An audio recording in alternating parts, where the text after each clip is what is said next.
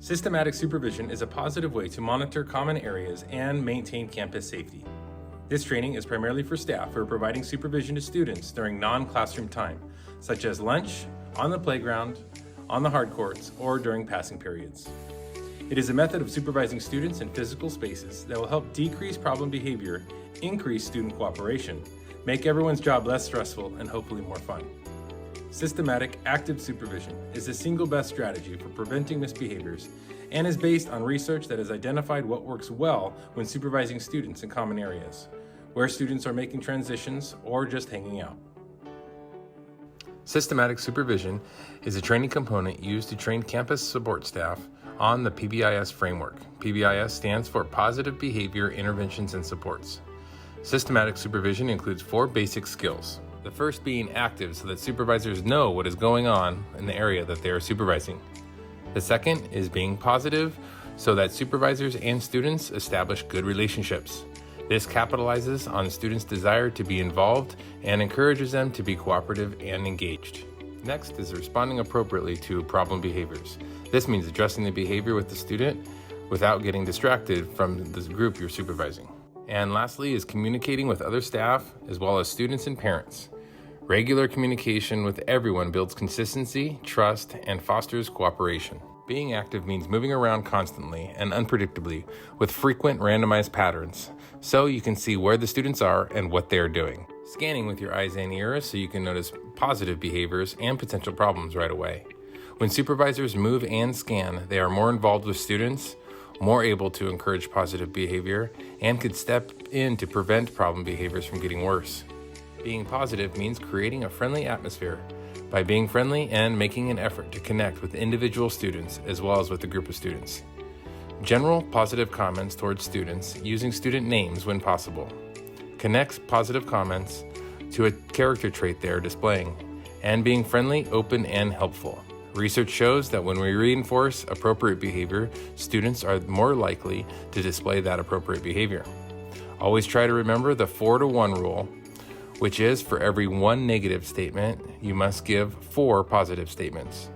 Through the PBIS framework, each school site has developed 3 to 5 positively stated school rules.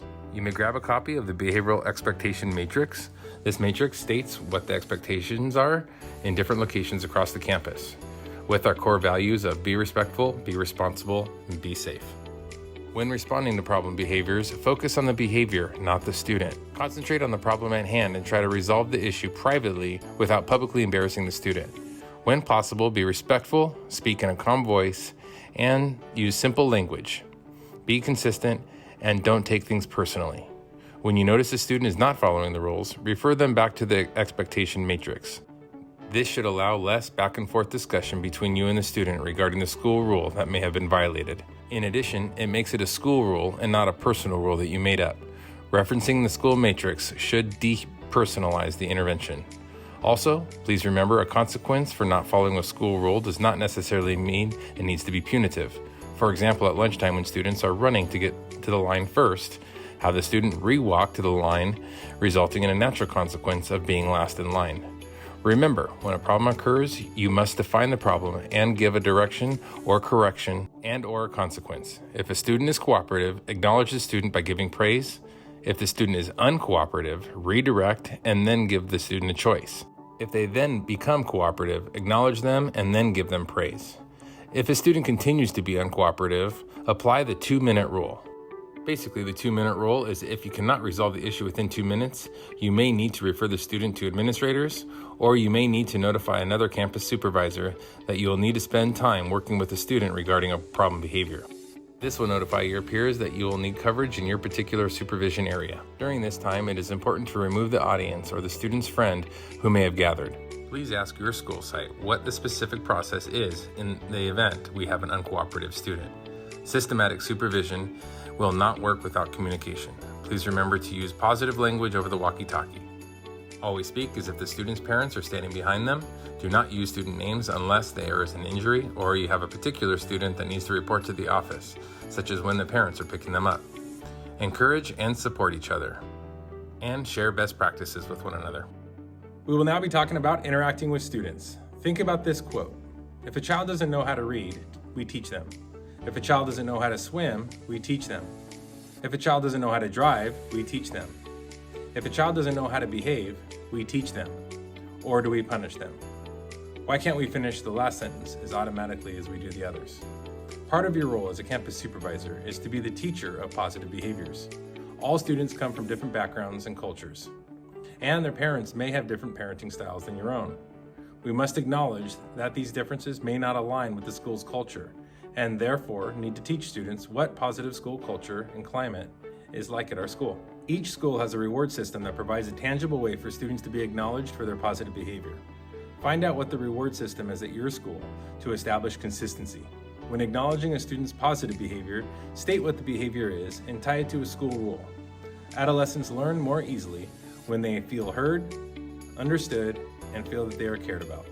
Your role as a campus supervisor is to develop positive relationships from day one, so when a problem does arise, your interactions with the student will be more effective. On a daily basis, you should approach students, reinforce positive behaviors, and implement the following tips to improve behavior. As you'll be working with students on a daily basis, please remember these tips to improve their behavior. Number 1, keep your expectations realistic. It is important to know the age level that you're working with. 6th grade students can be very different from 8th grade students, and a 1st grader compared to a 5th grader can be much different as well. Therefore, the expectations and your approach may be different. Number 2, plan ahead when possible. Some students have a difficult time with change. As a campus supervisor, you will need to be prepared to handle these situations. And this can only happen if you know the students that you are working with on a daily basis. Number 3, clearly state your expectations in advance. Make sure students know what is expected of them. Most classrooms have provided lessons for students. However, you may need to remind them.